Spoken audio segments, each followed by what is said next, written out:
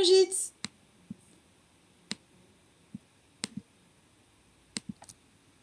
Vous allez bien? Oui, très bien. Voilà, vous êtes à l'écran. Voilà, vous êtes notre première masterclass de l'après-midi, en tout cas. Et vous allez nous parler de se former pour réussir sa reconversion avec les secteurs qui recrutent. Voilà, ça c'est vrai que c'est toujours très intéressant. Donc je suppose que vous allez nous parler un peu du circuit, comment on fait pour se former vers des secteurs voilà, qui recrutent et avec lesquels on peut trouver du boulot assez rapidement pour avoir une petite période finalement de formation et après pouvoir enchaîner sur un emploi, du coup derrière. Tout à fait. Je vous Tout laisse nous à en fait. parler. Merci beaucoup Brigitte, à tout de suite, je vous retrouve tout à l'heure. Eh bien, merci. Bonjour à toutes. Alors, tout d'abord, je vais me présenter, Brigitte Paulier. Donc, je suis directrice de IPAC Online. IPAC Online est une école, un organisme de formation qui est dédié exclusivement à la formation en ligne, ce qu'on appelle la FOAD aujourd'hui. IPAC Online existe depuis 2011. Nous sommes implantés à Annecy. Alors, quelles sont les formations qu'on propose? Eh bien, des certifications qui sont le gage de la reconnaissance des certifications et des formations de niveau 6, c'est-à-dire Bac plus 3 et 7, Bac plus 5. À quels besoins répondent ces formations et quelle est notre méthode pédagogique? Eh bien, en fait, nos apprenants, nous, c'est le terme générique qu'on emploie en interne. Ce sont des personnes qui souhaitent monter en compétences, qui souhaitent se reconvertir et éventuellement créer des structures, créer des entreprises. Alors, c'est en me positionnant effectivement dans la démarche de reconversion que je vais vous amener à certaines réflexions. Alors, le premier contact qu'on a souvent avec des candidats, eh bien, il aboutit à des réflexions du type: «J'ai fait le tour de mon poste» ou bien «J'ai envie d'évoluer et d'avoir un meilleur salaire». Quelquefois, c'est un peu plus spécifique. Dernièrement, une personne m'interpellait en disant: «Moi, je voudrais allier développement durable et travail au sein d'un service RH». Alors ces réflexions, peut-être que vous les avez déjà, peut-être qu'elles sommeillent un petit peu en vous. Alors se reconvertir, nul doute que c'est aller vers la nouveauté et c'est un gros projet et un projet qu'il faut mener à bien et réussir. D'où le thème de notre masterclass, se former pour réussir sa reconversion, les secteurs qui recrutent. Alors je rebondis sur ce que disait la personne avant moi. Effectivement, qu'est-ce que ça veut dire réussir une reconversion? Eh bien, c'est être en poste sur un métier ou dans un secteur qu'on avait choisi, ou bien encore avoir créé sa structure, une structure qui sera viable. Alors, je vais maintenant reprendre notre thème en débutant par la dernière partie de ce thème, les secteurs qui recrutent. Je vais faire un focus sur deux secteurs. Premier secteur, c'est le secteur du tourisme.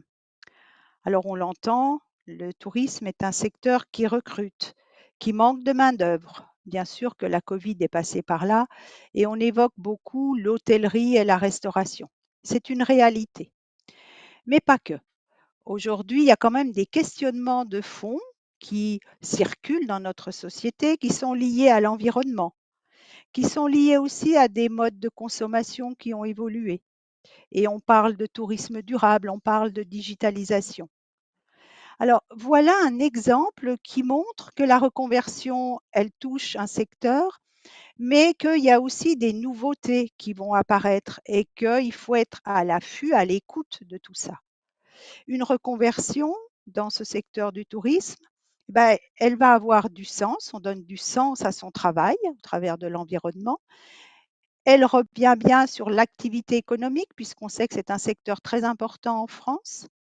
Et puis aussi une formation de niveau supérieur, puisque on peut aller vers des formations, par exemple de bac plus 3, qui amènent à travailler dans des agences ou bien, comme je disais, à créer des structures. Et là, je pense à une candidate qu'on a eue, Marion, qui s'est reconvertie et qui a créé une structure de séjour pour des groupes et des séminaires dans les Pyrénées. Formation, en l'occurrence, qui est la formation de responsable du développement commercial de produits touristiques. Deuxième focus que je vais faire, toujours en partant de questionnements. Aujourd'hui, là encore, dans notre société, on se questionne beaucoup sur l'entreprise. Quel est son rôle? Quel est son impact sur l'environnement? Et il y a une évolution des tendances qui font que de plus en plus, le capital humain est pris en compte et il prend de l'importance.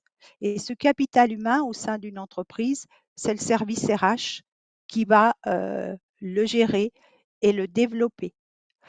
Et ça va toucher toutes les entreprises. On n'est pas ici dans un secteur d'activité économique. Et les entreprises moyennes qui ont besoin de se structurer et les grandes entreprises qui ont toujours besoin de se développer. C'est un secteur qui aujourd'hui est en pleine ébullition. C'est plus que de l'évolution, c'est de l'ébullition. Là encore, on parle bien sûr de digitalisation, on parle de responsabilité sociétale des entreprises qui comprend beaucoup de pans. L'environnement, bien sûr, mais aussi la qualité de vie et des conditions de travail, l'inclusion et bien d'autres questions encore. Donc, travailler au sein d'un service RH, eh bien, ça amène à répondre à certaines de ces problématiques, à mettre en place des plans d'action et à les développer. On est bien loin de la seule vision de la gestion administrative du personnel. Et là, eh bien, j'ai en tête, un autre cas.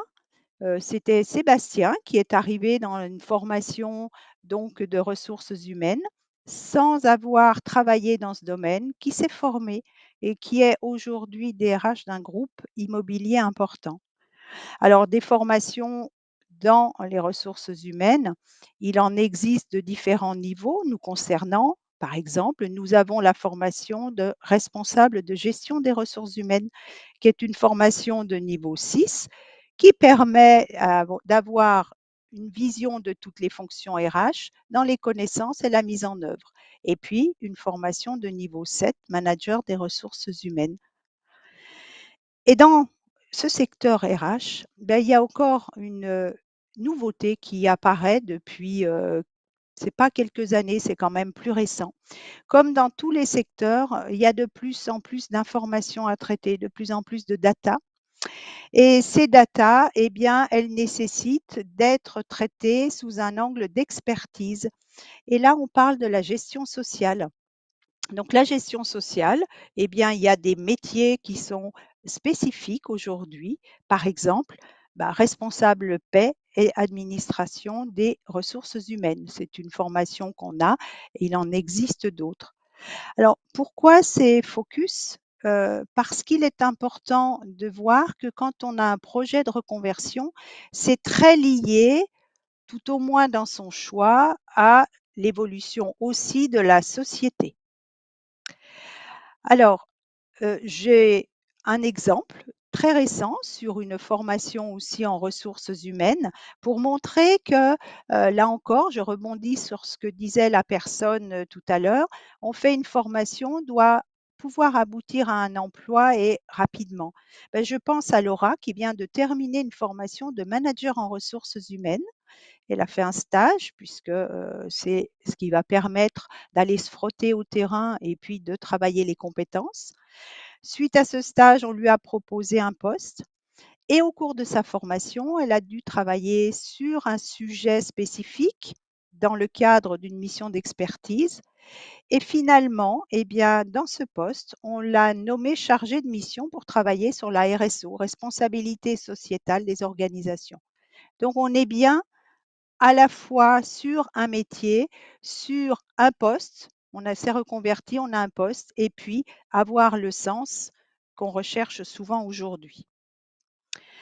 Alors maintenant, à quelles conditions la formation va-t-elle permettre, d'aboutir à ces résultats?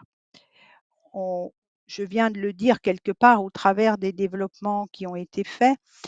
un des gages de la réussite, elle dépend en partie de la qualité des programmes qui vont être proposés à l'apprenant.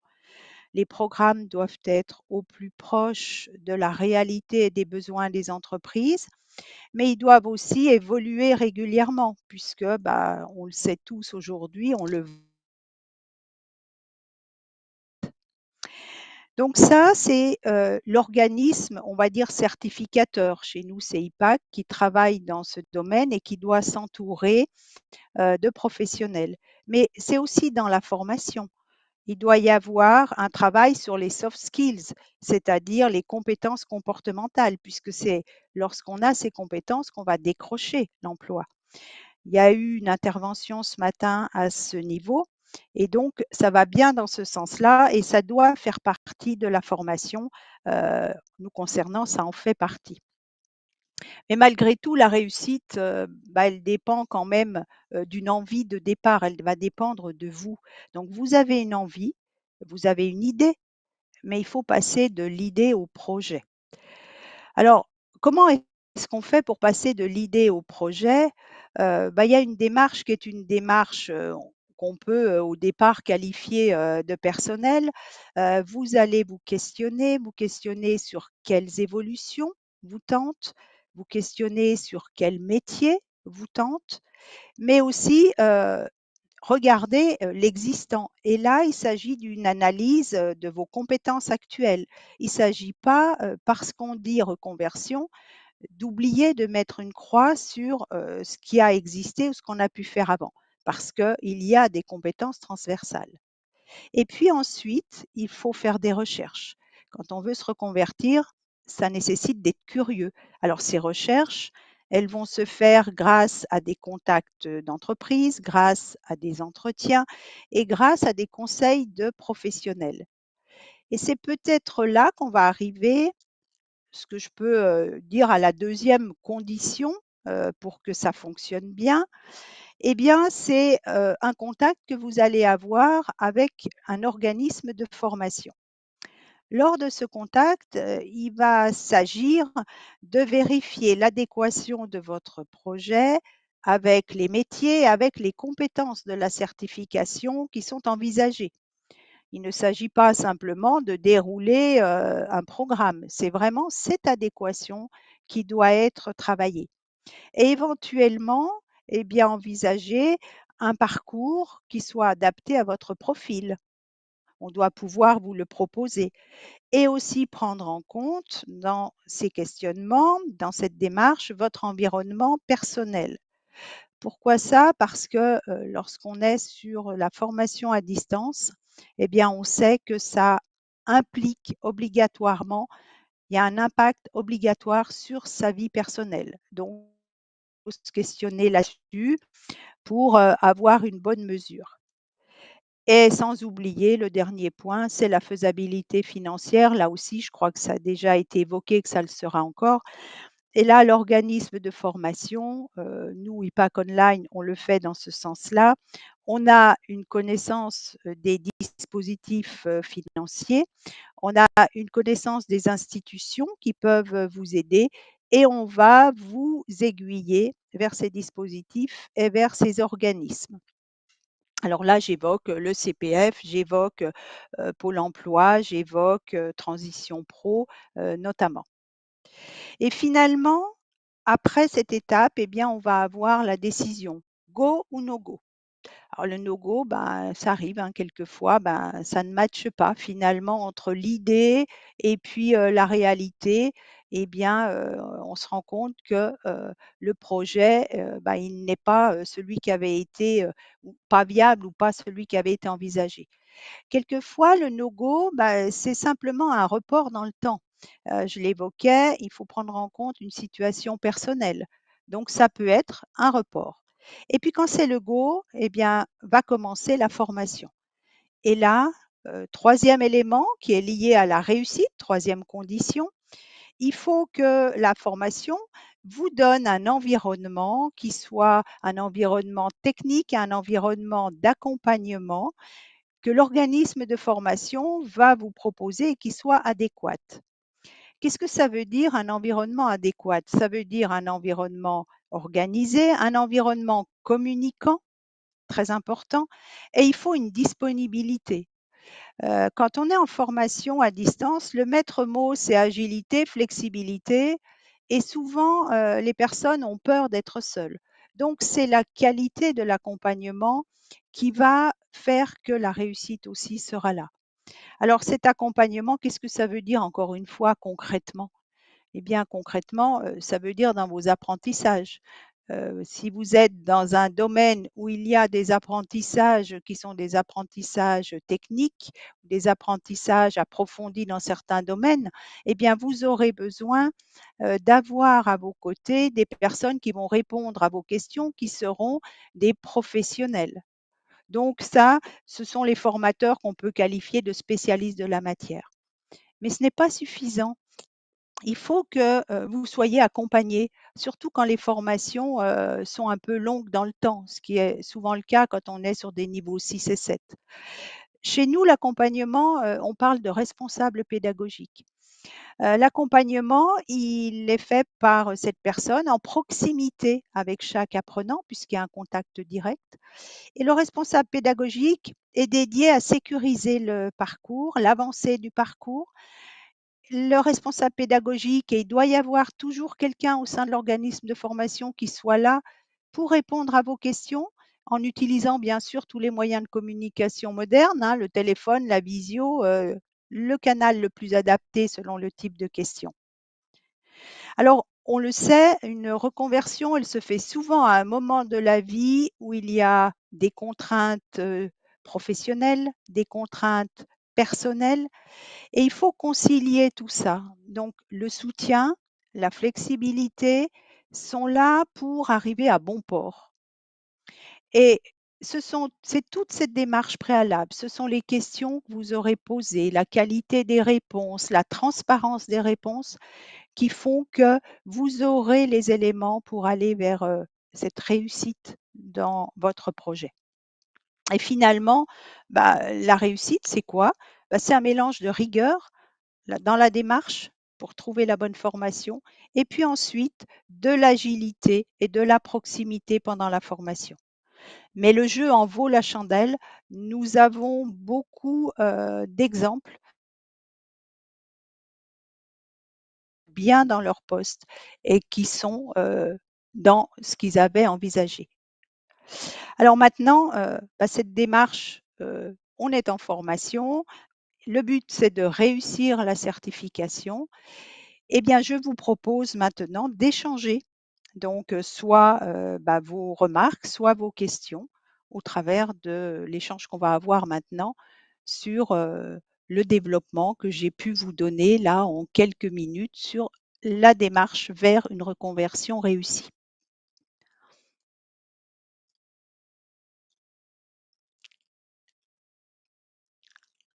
Ah,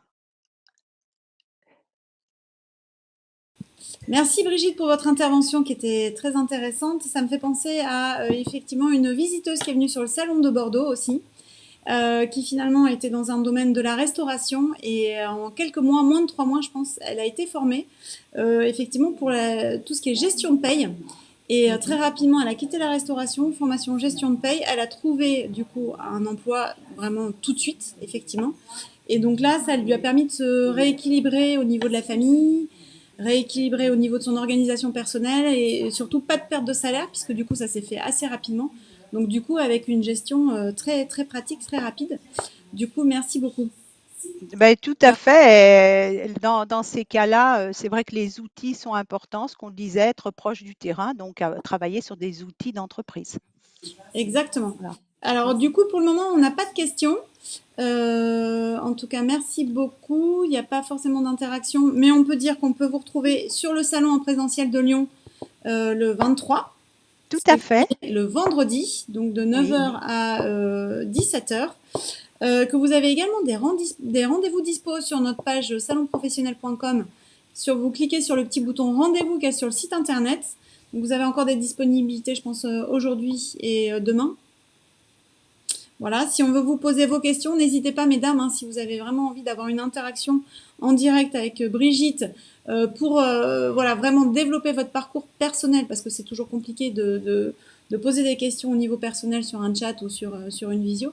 Mais Oui. Brigitte sera là pour vous recevoir et écouter en tout cas toutes vos questions et répondre à votre parcours professionnel que vous envisagez peut-être.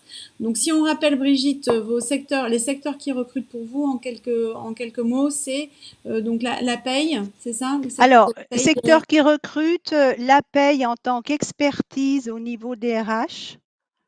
Et puis, les RH d'un point de vue, plus large sur le développement des RH avec, ce qui est aujourd'hui au cœur, de tout ce qu'on entend dans l'environnement, recrutement, qualité de vie et des conditions de travail, responsabilité sociétale, entreprise à mission. Toutes ces questions-là, aujourd'hui, les services RH doivent les traiter. Et puis, tourisme, dans le sens tourisme, mais pas forcément, hôtellerie, restauration, dans le sens, eh bien, on va créer du tourisme durable et on va relancer, la machine qui est déjà relancée, hein, en tourisme. bien sûr. Mais il y a plein de choses à faire, dans le tourisme urbain, par exemple. Exactement. Et puis la transition écologique, le tourisme, c'est intéressant aussi. Enfin Tout voilà, à fait. si vous cherchez aussi, puisque c'est quand même un peu le sujet, le fil rouge qu'on va développer sur le salon professionnel, la transition écologique le 22 Oui, et 23 sur le salon de Lyon, effectivement, le tourisme fait partie aussi de ces métiers auxquels on ne soupçonnerait pas, mais auxquels on peut associer effectivement transition écologique et tourisme urbain, comme vous le disiez tout à l'heure. Merci beaucoup voilà. de votre intervention, Brigitte. Eh Euh, beh, je vous en prie. je vous souhaite une bonne après-midi, un bon salon, du coup, pour cette Tout fin à fait. d'après-midi et pour demain. Et puis, nous, on se retrouve dans quelques minutes avec voilà, notre invité phare du jour, Natacha Calestrémé, qu'on est ravis de recevoir. Merci beaucoup, Brigitte, et je vous À dis bientôt. à très bientôt. Au revoir.